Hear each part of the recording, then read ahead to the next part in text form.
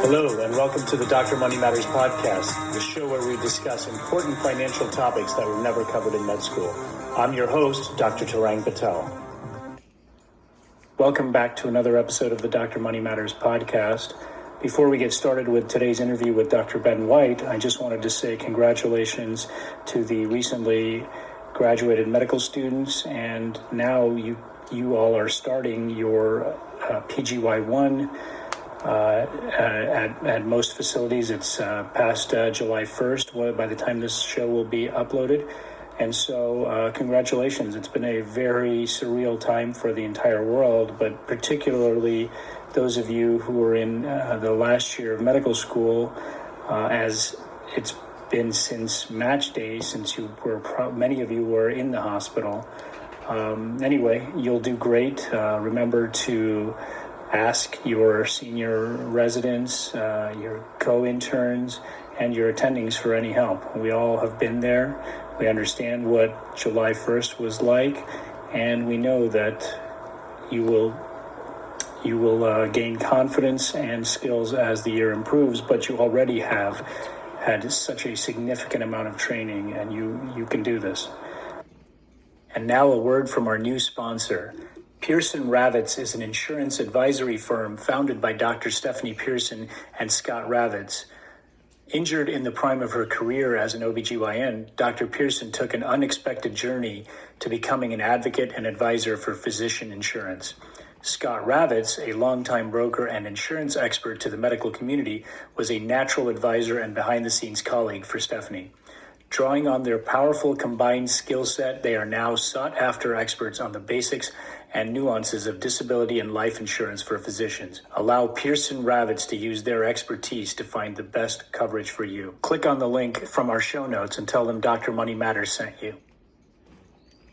Just a disclaimer, this interview was recorded pre-COVID, and there have been some changes in terms of the student loan forgiveness for the short term. So please take a look at Ben's website and take a look at your student loan servicer, whether they're federal or private loans, in order to find out the latest updates for your particular situation. All right, welcome back to another episode of the Dr. Money Matters podcast. My guest today is Dr. Ben White, a radiologist in Dallas, and he's had a blog that you talk about various topics, but one of the things that you have really talked about recently is student loans, and you've actually written a book about student loans. So let me ask you a little bit about that. Why write a book on student loans? The short answer is that no one else had. The longer answer is that, so when I graduated medical school in 2012, it was kind of the first time I had to really think too seriously about money and what to do about loans. And back then, when I first started trying to handle my own, the information was extremely spotty on the internet. So if you had a complex question and you Googled it, you got nothing, just nothing.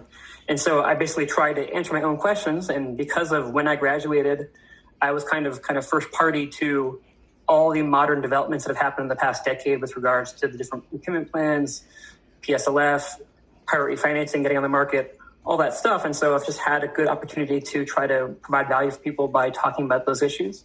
And so that's why I wrote about it on the blog. And then after a few years, I felt that it would be useful for people and a good exercise for myself to combine all that into a book. And I thought it'd be relatively straightforward. And it wasn't very straightforward. It was a ton of work, but I'm glad I did it. And so that's why I did it. Okay. All right. And you're absolutely right. The information, obviously now, I think more and more people are used to going online to get the information.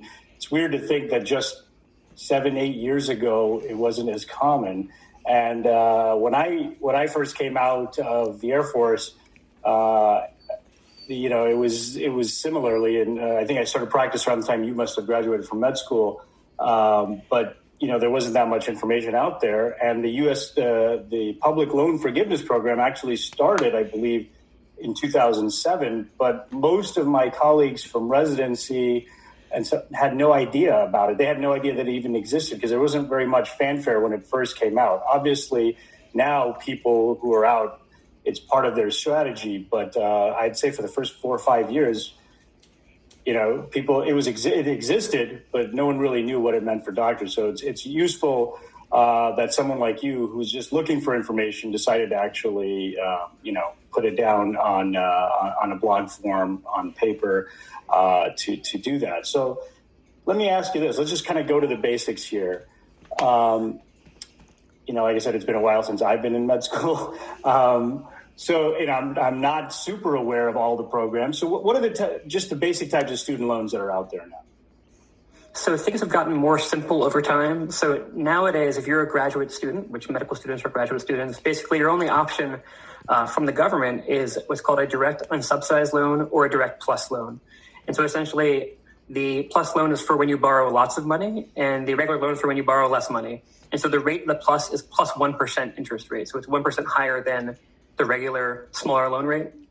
And so if you are, at a state school, you often get by just borrowing regular unsubsidized loans, which are kind of usually in the 6% interest range these days. And then if you have to borrow a plus loan on top of that, it'll usually be kind of in the 7 range. So when I graduated medical school in 2020, my loans were at 6.8%, and the plus rates were at 7.8%.